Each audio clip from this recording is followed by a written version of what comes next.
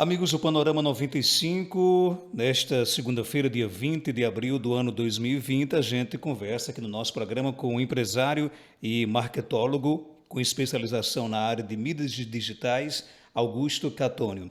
Augusto, seja bem-vindo aqui ao nosso Panorama 95. Muito tem se falado nessa questão, por exemplo, da necessidade do empreendedor, do comerciante, do empresário se adequar a essa realidade de pandemia, para fazer com que o seu comércio, que já está tão castigado, ele não sofra muitos prejuízos. Há uma saída, uma alternativa para isso, Augusto? Bom dia. Bom dia, Marcos. Bom dia, ouvinte do Panorama 95. Bom dia, internautas. Marcos, na verdade, o mundo todo vem passando por esse problema de pandemia. Então, assim, o empresário ele é dotado de alguns valores que é natural da nossa capacidade de empreender. Então, nós buscamos sempre alternativas, buscamos soluções nos momentos mais adversos. Então, eu acredito que o empreendedor, principalmente o pequeno e médio empreendedor, que é quem mantém a maior parte dos empregos, que geram a maior parte dos empregos no nosso país, vai também conseguir superar esse momento através da sua criatividade e da sua capacidade de se reinventar. Augusto, que tipo de iniciativas, por exemplo, criativas, que deixa bem claro, podem ser tomadas para que o seu empreendimento acabe, digamos assim, enfrentando essa dificuldade? Isso, Marcos. A gente diz o seguinte, existem alguns pilares, né? Primeiro, eu tenho que ter um bom relacionamento junto à minha equipe, um bom relacionamento junto ao meu mercado, meus consumidores, meus clientes. Então, assim, o empreendedor ele tem que ser muito transparente no momento que ele está enfrentando essa pandemia. Ele deve ter uma ligação direta com sua equipe de colaboradores, deixar sempre transparente esse momento que a empresa dele está passando e também tratar esse diálogo junto com seus clientes, tentando mostrar da maneira mais clara possível como é que ele pode evitar a contaminação, como é que o cliente pode ir até o seu negócio, se ele tem como fazer compra delivery, se ele tem como trabalhar com o e-commerce. Então, assim, essa comunicação ela não pode falhar nesse momento, ela tem que ser redobrada, né? Precisamos ter muita atenção na parte de comunicação e transparência.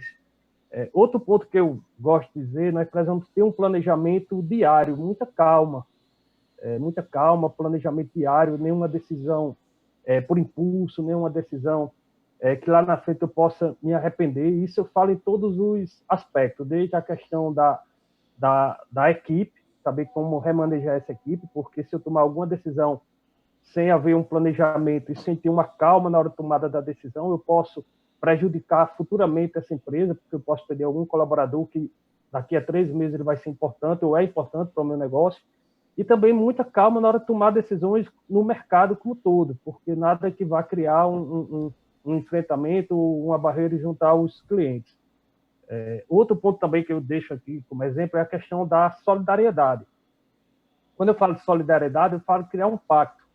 Esse pacto é que todos nós precisamos passar esse momento. Então, assim, mais ou menos ferido, todos precisam sobreviver. Então, assim, nossos colaboradores precisam garantir o emprego, a renda deles, precisamos manter o abastecimento dos nossos clientes, garantir o mínimo de serviço possível nesse momento, e precisamos também ter nossos fornecedores, porque não adianta eu sobreviver sozinho e lá daqui a 3 meses, 4 meses, eu não ter uma equipe para atender o meu mercado ou não ter fornecedores para poder abastecer o meu negócio. Então, assim, todos têm que rever, é uma cadeia, né? Tanto fornecedor, como cliente, como equipe, como empreendedor, eles precisam saber que nós estamos juntos, mesmo que com objetivos diferentes.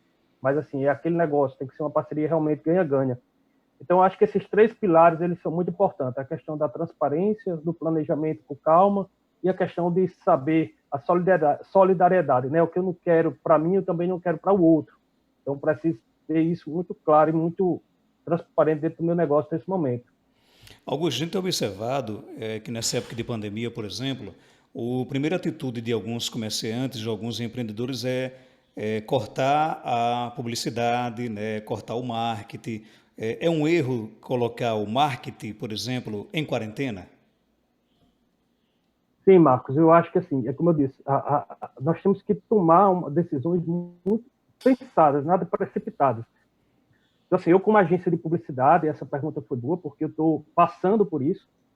Nós tivemos que sentar com os nossos clientes, renegociar valores, renegociar serviço, o que é que nós podemos oferecer para eles nesse momento, mudar a estratégia de comunicação. Se eu não posso, nesse momento, vender, minha loja passou 15 dias fechada, então foco não é venda, e sim conteúdo. Então, tudo tem que ser repensado para o momento estratégico. E a gente não pode, em momento algum, num período como esse, apenas desaparecer da visão do nosso cliente. Deixar de anunciar no rádio, deixar de trabalhar mídias sociais, deixar de fazer as ações que possam realmente manter a minha marca lembrada com os meus consumidores, meus clientes. Então, assim, não é uma boa estratégia, nesse momento, você suspender qualquer tipo de publicidade. Você tem que reavaliar, rever como é que você vai trabalhar a sua comunicação nesse momento e, se for o caso, recuar em algumas estratégias ou questão de valores.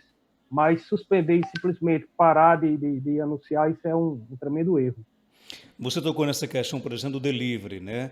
Mas até para você, digamos assim, inserir no seu empreendimento a modalidade delivery, você também tem que usar a sua criatividade, porque hoje o delivery está presente do entregador de pizza a, por exemplo, o dono do supermercado. Mas você também tem que usar, como é que algumas dicas de você fazer um delivery diferente dos demais? Pronto, uma boa estratégia, Marcos, é você já ter um bom relacionamento com a sua carteira de cliente. Tudo parte do ponto de vista de você saber e entender a necessidade do seu consumidor. Nós devemos lembrar que, nesse momento, o meu mix de produto ele tem que estar adequado o perfil de consumo dessa realidade agora. Então, assim, eu tenho um supermercado, o que é que está em alta? Produtos de higiene está em alta, produtos para os finais de semana na parte de, de, de, de frios, de carnes, de bebidas. Será que não está em alta? Os restaurantes estão passando por algumas dificuldades, os bares, tem a questão da live. Então, assim, toda a parte de comunicação, até no momento do delivery, você tem que saber o que você vai ofertar para o seu cliente. Porque se você apenas botar lá a comunicação do delivery, mas você não já gerar também um desejo ou uma vontade de consumo do seu cliente, não necessariamente quer dizer que vai funcionar. E você também tem que colocar à disposição do seu cliente a melhor forma dele entrar em contato com a empresa. A melhor forma pode ser o WhatsApp, a melhor forma pode ser uma ligação através do telefone, quer dizer, buscar soluções alternativas realmente que atendam essa demanda. E pensar também na parte estrutural. Por exemplo, não é só receber o contato, ter o contato com o cliente, mas como é que esses pedidos vão ser separados, como é que esses pedidos vão ser entregues, vai chegar com rapidez, vai chegar com agilidade, a comida vai chegar ainda quentinha na mesa do cliente. Então, isso tudo tem que ser pensado de maneira estrutural, não é apenas soltar um banner na internet e dizer que está atendendo em delivery. Eu acho que tem que haver realmente um conhecimento do perfil do cliente, ver como é que se pode trabalhar essa comunicação com o cliente e criar processos internos também para agilizar a parte da funcionalidade do delivery. Nessa questão do delivery, um dos itens muito importantes é você cumprir prazos, né? Não adianta você, por exemplo, ou divulgar mais do que você, de repente, possa cumprir. E o cliente que está em casa, ele se torna um pouco mais exigente do que aquele que vai, por exemplo, a um restaurante se alimentar? Isso, a gente tem que ter saber a nossa capacidade de entrega. Então, não adianta, por exemplo, isso é básico da publicidade, por exemplo, se minha empresa não está preparada para atender determinado mercado, eu não posso anunciar para aquele mercado, eu tenho que anunciar para o mercado que minha empresa pode suportar. Então, se nesse momento eu tenho como atender apenas a cidade de Caicó, um exemplo, eu vou anunciar para a cidade de Caicó, não posso anunciar para o Seridó. Então, isso tudo tem que ser pensado em termos de estratégia da empresa e, como você disse, saber a questão dos prazos, né? Quem está pedindo quem faz o pedido de uma pizza é porque ele quer realmente aquela pizza quentinha na casa dele. Quem faz o pedido de um medicamento é porque ele está prezando também para agora e não está prezando para amanhã. Então, assim, as empresas, na verdade, estão se reinventando, Marcos. Eu acho que muito do que a gente tinha para aplicar no futuro próximo, ele está sendo aplicado agora, como a gente disse, está sendo aplicado pela dor. Então, assim, eu não me preparei para o delivery, eu não me preparei para a venda e-commerce, eu não me preparei para esse momento, que sabia que um dia mais cedo o mercado chegaria, e nesse momento eu tive que implantar. Então, eu tenho certeza que essa cultura ou esse hábito, alguns não vão recuar, porque o cliente vai ver a facilidade de alguns canais, ele vai entender que para ele é cômodo fazer aquele tipo de pedido, e o fornecedor e o cliente, o empresário também vai entender que abriu uma oportunidade a mais, que ele pode faturar com aquele segmento. Nós tivemos lojas de supermercado que, nesse período de e-commerce, eles cresceram mais de 200% a venda através de aplicativos de e-commerce, né? Através de vendas web. Então, assim, esse empresário vai querer recuar ou ele vai deixar essa plataforma que ele já conseguiu montar, ele vai deixar atuante e vai tentar reforçar, né? Então, são aprendizados que vão ficar para o futuro.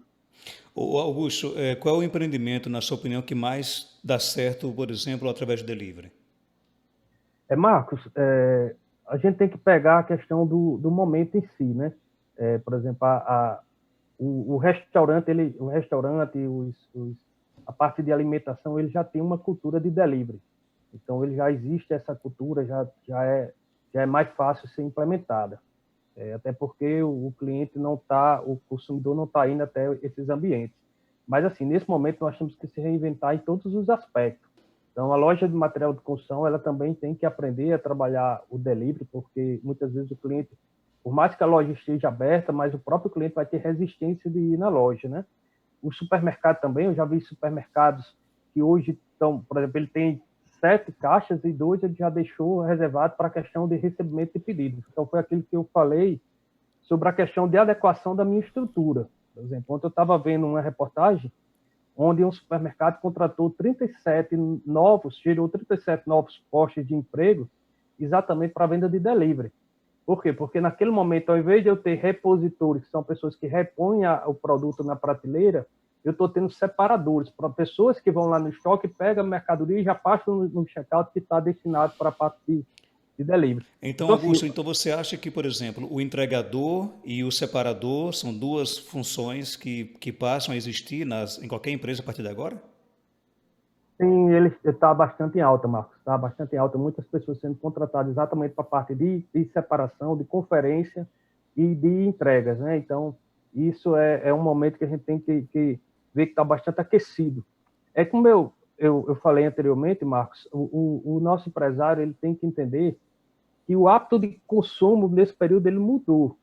Então, assim, o cliente que muitas vezes produtos que eram produtos de giro de curva A, que a gente fala que é aquele produto que tem uma aceitação maior do cliente, não necessariamente nesse período ele é o produto que tem maior giro. Por exemplo, eu tenho um cliente nosso no segmento de supermercado de uma cidade do interior, onde ele disse que passava quase 2 meses para vender 2 caixas de salame. E ele vendeu isso no final de semana. Por quê? Motivado exatamente pelas lives que estão acontecendo, motivado exatamente pela dificuldade do cliente ir até um restaurante. Então, o cliente está fazendo muito o próprio alimento e festejando, vamos dizer assim, em casa. Então, assim, ele teve que se abastecer de produtos que não necessariamente naquele momento era os principais itens de venda da loja dele, né? Ô Augusto, durante toda essa pandemia, por exemplo, levando em consideração aqui Caicó, o Seridó, qual o comércio que tem mais sofrido? É o pequeno ou o grande comércio? Marcos, a gente diz o seguinte, sempre o pequeno ele sofre mais, porque independente de qualquer situação, porque ele tem uma marca mais frágil, né? Ele não tem tanta representatividade no mercado. A gente entende que em determinados momentos ele também não tem a mesma disponibilidade de capital de giro, de fluxo de caixa. Então, é importante que a gente leve em consideração tudo isso na hora de tomar algumas decisões até de compra. Principalmente com as marcas nossas, as marcas das nossas cidades, independente de grande ou pequeno, eu tenho que privilegiar o comércio local. A gente sabe que algumas marcas nacionais que hoje tem em Caicó, não que eu seja contra a chegada de marcas nacionais, pelo contrário, isso só engrandece o nosso varejo, mas são marcas que têm como se reinventar, tem capital, tem acionistas que podem realmente sair dessa crise com mais facilidade. Já o nosso comércio local, principalmente o pequeno, ele sofre mais. Muitas vezes tem uma limitação de produto, tem uma limitação até na própria parte de informação, né, de como montar o negócio dele para esse momento. Nós tivemos até um cuidado, Marcos, de criar uma cartilha, um e-book, como a gente fala, onde nós liberamos algumas informações, foi uma maneira que nós encontramos de ajudar o pequeno varejo e como é que ele pode atravessar esse momento, né? Como é que ele poderia atravessar da melhor forma possível. Eu até acho o seguinte, esse momento é um momento onde a gente sabe que, não que o ano esteja todo comprometido, mas nós precisamos entender que talvez esse ano não seja um ano de lucro para as empresas, e sim um ano de conseguir atravessar esse momento. Então, se a gente conseguir, eu tenho a minha empresa e eu conseguir atravessar 2020 com ela bem, eu já realizei um grande resultado. Porque muitas vezes eu tenho uma empresa há 10 anos, eu tenho uma empresa há 15 anos, que ela me deu lucro durante todo aquele período. E eu, como empresário, eu tenho que estar preparado para esse momento. Eu tenho que estar preparado para saber que em determinado momentos de crise, a minha empresa vai precisar de capital e eu tenho que ter o discernimento de pegar e saber que eu preciso investir para poder deixar aquela empresa que me deu toda a condição de vida, que gera tanto emprego na minha cidade, naquele momento ela está precisando, mais uma vez, de um aporte financeiro. Então, isso é a importância também do empresário, que é uma característica do empresário brasileiro, a gente não se preocupa muito em manter um caixa regulador para que, em momentos de crise, a minha empresa tenha como suportar aí 3 meses, 6 meses, para poder atravessar esse momento. Augusto, e as empresas que estão, por exemplo, sem condições de funcionar agora, elas já têm que se preparar, já devem estar pensando em alguma estratégia de marketing pós-pandemia? Sim, primeiro ela não pode suspender, como nós falamos, Marcos, a questão, quando eu digo suspender, pessoal, não é diminuir, não é recuar em determinadas estratégias, mas assim, eu tenho que lembrar que existe um consumidor, por exemplo, se eu tenho um Instagram, eu tenho um Facebook, se eu tenho um relacionamento com o meu cliente, eu não posso simplesmente deixar de abastecer e não me comunicar com aquele público. Então, é como se eu não estivesse dando atenção ao meu cliente. Então, eu tenho que pensar como é que eu posso manter o relacionamento com o meu público e já me preparar para a retomada. Uma coisa, Marcos, também que a gente deixa claro para o empresário é que veja todas as decisões que estão sendo tomadas, todas as portarias, todos os incentivos que o governo está gerando, para eu saber como é que eu posso usufruir nesse momento. Desde a questão de suspensão de alguns impostos, adiamento do pagamento de impostos, desde a questão de capital de giro, capital para bancar a folha de pagamentos, porque muitas vezes o empresário diz, não, mas o meu negócio eu tenho um capital e eu vou tocando, mas aí na hora que ele precisar do capital, aí talvez o capital não esteja na condição que está hoje, tá, em termos de taxa de juros. A gente sabe que quando a gente precisa de capital e isso é de imediato, geralmente a gente consegue paga-se um preço mais caro. Então, nessa hora aí entra muito a questão do planejamento, né? Me preparar exatamente para essa retomada. Ok, Augusto, obrigado pela sua participação aqui no nosso programa e algo mais a acrescentar, pode ficar à vontade. Não, obrigado, Marcos. Eu quero agradecer também pela oportunidade e só reforçar mais uma vez a questão daqueles pontos que eu falei. Nós precisamos, como empresário, ter muita transparência nesse momento, são alguns pilares. Transparência com nossos clientes e colaboradores. Os colaboradores são essenciais para o funcionamento da empresa e os clientes também, e os fornecedores também, que são as pessoas que nos abastecem. Não tem como vender sem ter clientes, sem ter colaborador e sem ter produto.